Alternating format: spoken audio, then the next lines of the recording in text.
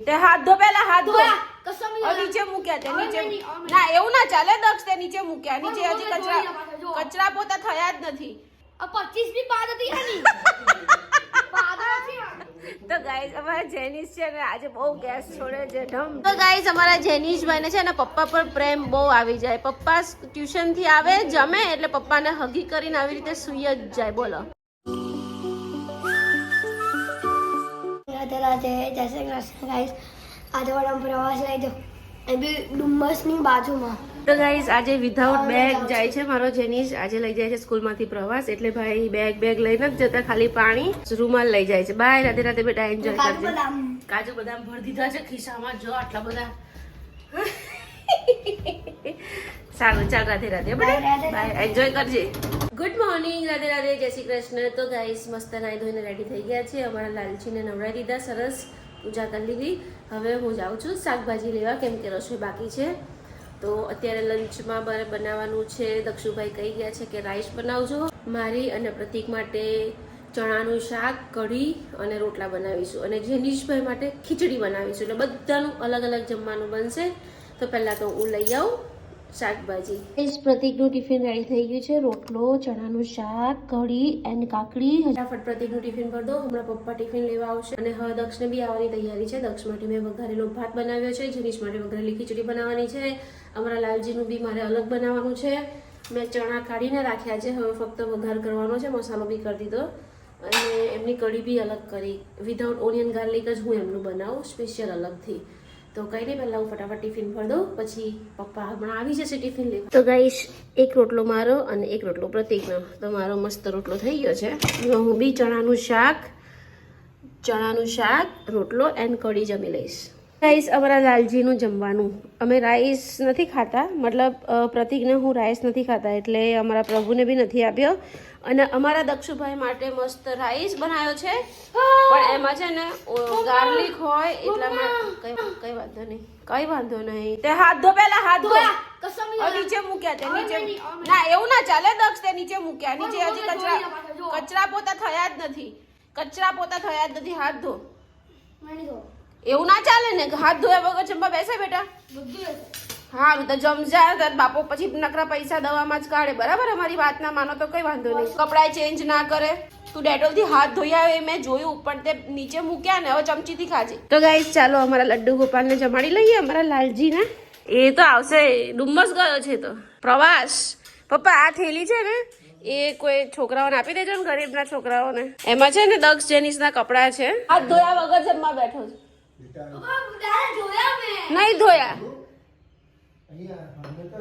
મારો લંચ આ મારા પ્રભુની ડીશ છે એમની ડીશમાં હું જમી લઉં કઢી છે ને હું બી ગાળીને જ ખાઉં છું એટલે મારા છોકરા દાળ ભાત ગાળીને ખાય છે બાકી મારું સલાડ ચણાનું શાક રોટલો કઢી ચાલ જ જમી લઈએ ગાઈસ આજનું વેધર એટલું મસ્ત છે ને એકદમ આમ વરસાદ પડે એવું થઈ ગયું છે ઠંડો પવન આવે છે અને આજે છે ને પાણી જતું રહ્યું છે બિલકુલ પાણી નથી તો તમે જુઓ મારું બપોરનું કિચન એવું પડ્યું છે વાસણ એવા પડ્યા છે પાણી વગર કરું શું મારે પાણી જ નથી ટીપુય પાણી નથી યાર કહે છે કે હમણાં 5 વાગે આવવાનું છે તો જોઈએ 5 વાગ્યાની રાહ આવે છે કે નહીં અહીંયા જેનુભાઈ માટે ચા મૂકી છે દક્ષને વડી ખાવી છે તો વડી બનાવું પપ્પાને ખબર છે સવારે ખાધી તો ગાઈસ અમારા દક્ષુભાઈ ટ્યુશનથી આવી ગયા છે અને અમારા દક્ષુભાઈ એટલા ડાયા થઈ ગયા છે ને કે હોમવર્ક તો કર્યા જ કરે છે મેં કીધું ભાઈ થોડો રિલેક્સ થા પછી બગડી ગયો ફોન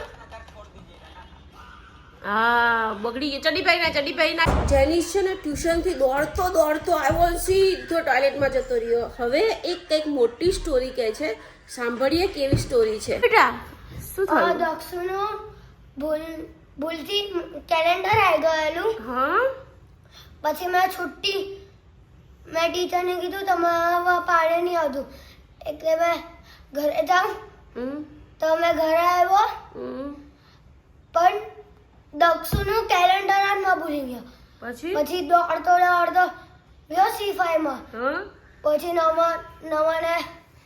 નવાને મને નોટ આપી પછી મેં ભાગ્યો આપણો સબસ્ક્રાઇબર છે ને એને મને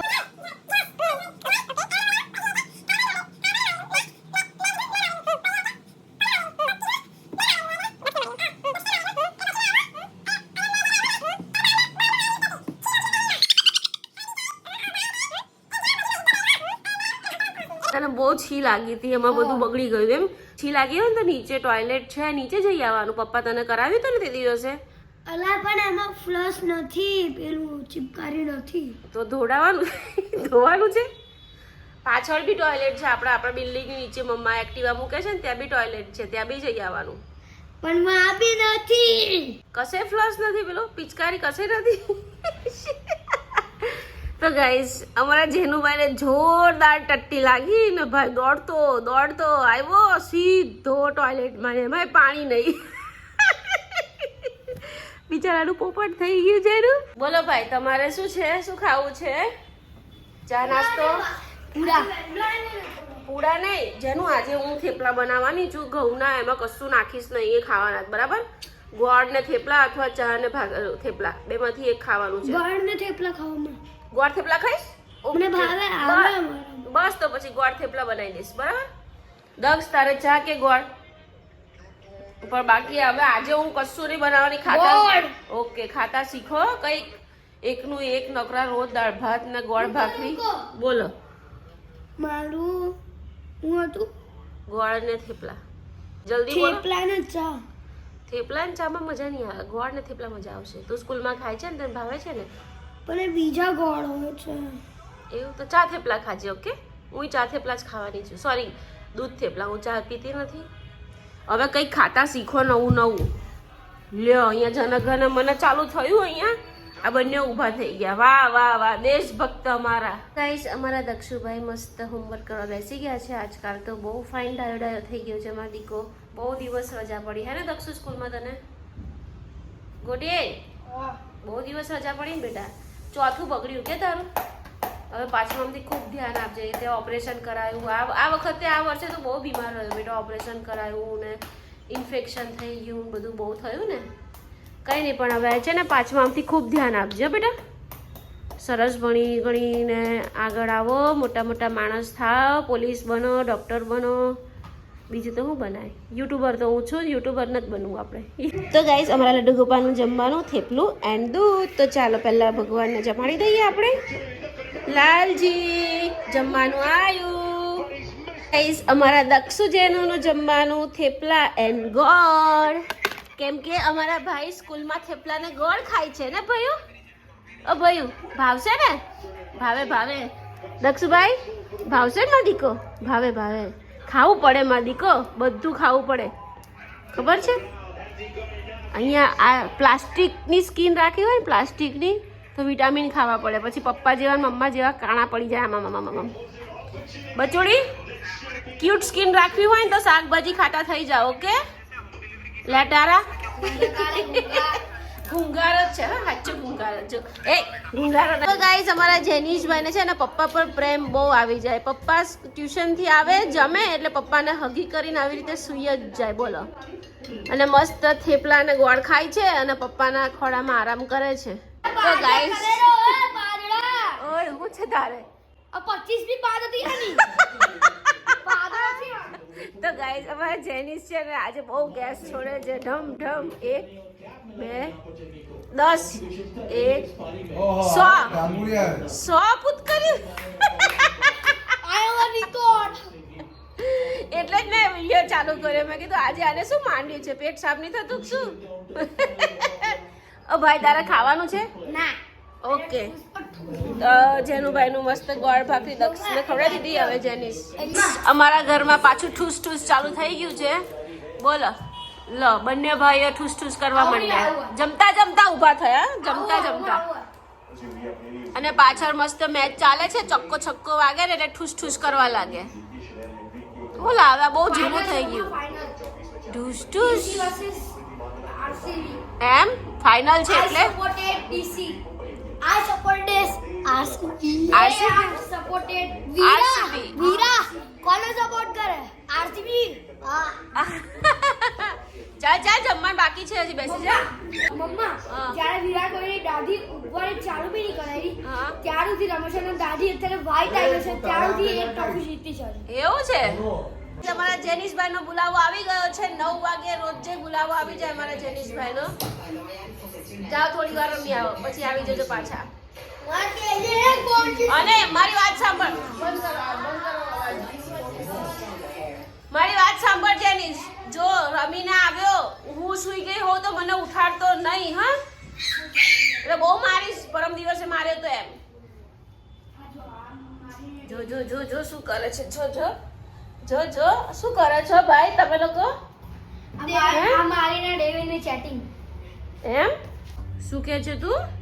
ડેવિન છે, ડેવિન. હા એનો ભાઈ છે ને, હા. એ અમે રમતા હતા. હા મેં એની બાજુમાંથી નીકળ્યો. ઓકે. તે કે મેં આઉટ છું. હે એનો હાથ મારા બાજુમાંથી નીકળ્યો. જીગુનો દેવીનો ભાઈ ને આખું એક ટચ કરીને ગયો તો બી આઉટ નહીં ગણાવતો. તો ગાઈસ જેનિશભાઈ એના ફ્રેન્ડની કમ્પ્લેન કરે છે અને 11:15 વાગે ઉપર આવ્યો. મારી ભૂલ હતી કે મેં એને નીચે રમવા મોકલ્યો. એને મને પ્રોમિસ કર્યું હતું કે મમ્મી હું 10:30 ઉપર આવી જઈશ.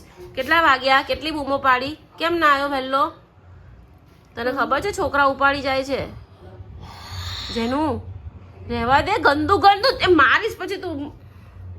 તને ખબર છે દિલ્હીમાં છોકરા ઉપાડી જાય છે? બોમ્બેમાં 36 કલાકમાં 14 છોકરા ઉપડી ગયા અને દિલ્હીમાં 8 મહિનામાં 175 છોકરા ઉપડી ગયા. ભાઈ આપણે એકલું નીચે ક્યાંય રમવાનું નહીં. કોઈ ચોકલેટ આપે તો લેવાનું નહીં, ટોયની લાલચ આપે તો એમની જોડે જવાનું નહીં, બરાબર? તો ગાઈસ અમે તો મસ્ત સૂઈ ગયા હતા અને અચાનક જેનિશભાઈને ઉધરસ આવી તો ફૂલ વોમિટિંગ, આખો બેડ ભરી મૂક્યો વોમિટ કરીને. હમણાં જ સાફ કરીને આવી બેઠી અને ભાઈ જો અહીંયા શું કરે છે, બસ ઉધરસ જ આયા કરે છે ભાઈને. ડોલ લઈને જ બેઠી છું, ઉધરસ આવે ને તો ડોલમાં જ વોમિટ કરે. બાકી ભાઈ જો બેઠા બેઠા મીઠું ફકાયું, દવા પીવડાવી, અજમો ખવડાયો ભાઈને મેં. કેમ લાગે છે ઉલટી આવશે? નહીં?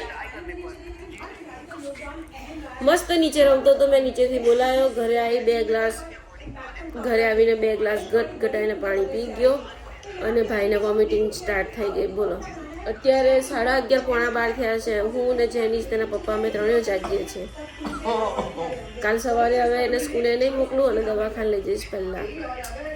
એક છોકરું સારું થાય ને બીજું છોકરું બીમાર પડે, શું કરવાનું? તને ખબર છે દિલ્હીમાં છોકરા ઉપાડી જાય છે? બોમ્બેમાં 36 કલાકમાં 14 છોકરા ઉપડી ગયા અને દિલ્હીમાં 8 મહિનામાં 175 છોકરા ઉપડી ગયા. ભાઈ આપણે એકલું નીચે ક્યાંય રમવાનું નહીં. કોઈ ચોકલેટ આપે તો લેવાનું નહીં, ટોયની લાલચ આપે તો એમની જોડે જવાનું નહીં, બરોબર ને? અત્યારે બહુ બધું કળિયુગ ચાલે છે બેટા, કળિયુગમાં કંઈ પણ થઈ શકે. ચાલ ગુડ નાઇટ, સ્વીટ ડ્રીમ્સ કહી દે. ચાલ બ્લોગ એન્ડિંગ કરી દે તું. ગાઈસ આજનો બ્લોગ પસંદ આવ્યો હોય તો ચેનલને સબસ્ક્રાઇબ કરજો, લાઈક કરજો. ફરી મળીએ કાલ નવા બ્લોગમાં.